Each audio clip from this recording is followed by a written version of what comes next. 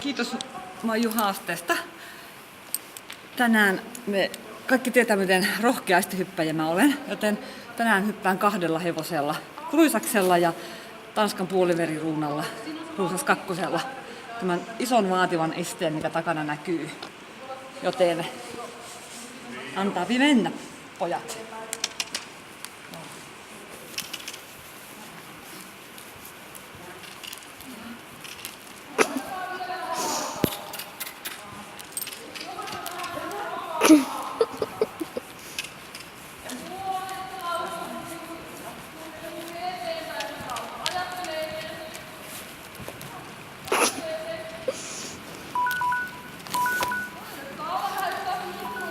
Okei, se oli siinä meidän suuri estehyppy.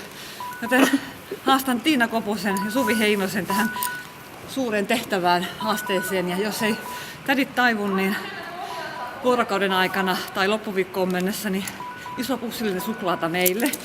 Ja tässä on sitten kunnon kotimaista huuperinkaljaa itse tehtynä.